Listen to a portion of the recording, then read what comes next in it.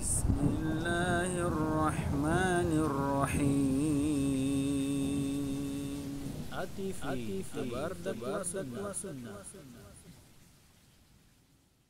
Ada seorang ketika mau menikah, dia berjanji sama calon mertuanya bahwasanya wanita yang akan dinikahi tersebut tidak akan disuruh berhenti kerja karena calon perempuannya ini ternyata sedang bekerja. Maka dia sudah berjanji sama calon mertuanya, kalau saya menikahi putri bapak atau putri ibu, saya tidak akan menyuruh dia berhenti bekerja, dia akan terus bekerja. Baik, akhirnya mereka menikah. Setelah mereka menikah, kemudian mereka ikut pengajian. Ternyata mereka sadar atau dia sadar ternyata istrinya kerja di instansi ribawi misalnya. Maka apakah dia boleh menyuruh istrinya berhenti kerja atau tidak? Ya. Jawabannya ya, boleh. Syarat yang disampaikan di awal tidak berlaku.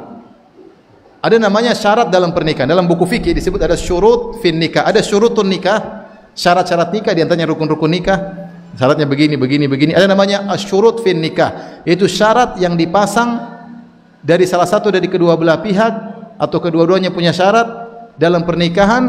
Syarat tersebut berlaku dengan selama syarat tersebut tidak menghalalkan yang haram dan tidak mengharamkan yang halal. Sebagai contoh, si A ingin menikah dengan si B. Ikhwan A dengan akhwat B. Akhwat B mengatakan, "Wahai lelaki A, kalau kau ingin menikah dengan saya, kau tidak boleh keluar dari Palembang. Harus ini sama saya terus." Kata si A, "Oke, tanda tangan." Maka dia harus menjalankan janji tersebut. Boleh enggak seorang tinggal di Palembang? Boleh enggak seorang sampai mati tinggal di Palembang? Antum orang Palembang. Boleh enggak seorang mati tinggal di Palembang? Boleh. Berarti selama itu hukumnya boleh dijadikan syarat. Paham? Selama itu hukumnya boleh dijadikan syarat. Kalau setuju harus dia jalankan. Al muslimuna ala syurutihim. Kaum muslimin di atas apa? Syaratnya. Ya. Tapi kalau bilang, "Saya nikah dengan kamu dengan syarat kamu harus minum khamar." Dia bilang, "Iya." Terus dia nikahi, dia enggak minum. Jangan boleh minum khamar. Syarat tersebut tidak berlaku karena minum khamar hukumnya apa? Haram. Paham? Misalnya jangan ditiru, tapi ini sebagian bertanya. Misalnya misalnya saya sering ditanya juga, "Ustadz, ketika ini terjadi, jadi saya waktu ada menikahkan seorang jadi mak comblang, kemudian jadi akhirnya. Bapak mertuanya bilang sama saya, 'Ustadz, sampaikan sama itu ikhwan, dia boleh nikah putri saya tapi tidak boleh poligami.' Saya bilang, syarat ini boleh atau tidak? Saya tanya, hidup tidak berpoligami boleh atau tidak? Haram atau boleh? Saya ulangi lagi, hidup tidak berpoligami boleh atau haram?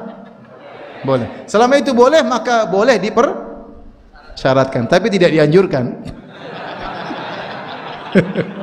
Maksud saya kalau kita bicara boleh.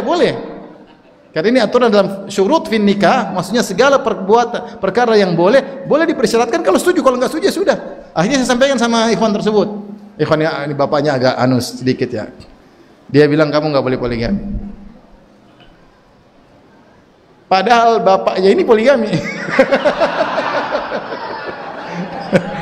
Akhirnya ikhwan tersebut setuju, ya sudah. Kamu yang terima. Ya, kalau begitu enggak boleh dia langgar. Kalau dia langgar dia berdosa. Rasulullah bersabda, "Al muslimuna ala syurutihim." Kaum muslimin berdasarkan syaratnya, apalagi syarat yang menghalalkan farji wanita. Enggak boleh main-main. Kalau enggak mampu dari awal enggak usah. Saya cari akhwat yang lain yang enggak pakai syarat-syarat. Akhwat jangan bikin macam-macam. Di sini bikin syarat-syarat enggak ada. Enggak usah lah. Kita enggak usah melawan atau enggak usah, jangan menghalang-halangi sunnah Nabi sallallahu alaihi wasallam. Cuma boleh, kalau syarat boleh, tapi saya tidak anjurkan.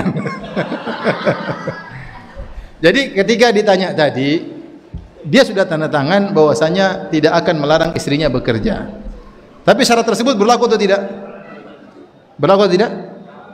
Tidak berlaku karena bekerja di instansi ribawi hukumnya apa? Haram. Maka tidak berlaku, tapi dia dengan baik-baik sampaikan, nasihati istrinya, janganlah, karena ini hukumnya haram dan lain-lain. Sampaikan dengan baik-baik. Kalau sampaikan kepada mertuanya, ini tidak boleh. Dulu saya pernah menyetujui syarat tersebut, ternyata syarat tersebut tidak berlaku. Contoh akan hal ini di luar masalah pernikahan. Seperti kisah Barirah. Barirah adalah seorang budak, dia budak mukatab, yaitu dia merdekakan dirinya dengan membayar kepada majikannya. Namanya budak mukatab dalam istilah syariat. Dia bilang sama majikannya, sama tuannya, wahai tuanku, saya mau beli diri saya sendiri. Tapi berapa? Misalnya 12.000 dinar misalnya. Oke, saya cicil tiap bulan sekian. Ternyata Barirah di tengah jalan dia tidak mampu melunasi dirinya sendiri. Akhirnya minta tolong sama Aisyah radhiyallahu taala anha untuk melunasi dirinya supaya dia merdeka. Akhirnya Aisyah ingin beli Barirah, maka kemudian Barirah sampaikan kepada majikannya. Majikannya bilang boleh. Bilang Aisyah lunasi utangmu tapi dengan syarat walakmu kembali kepadaku.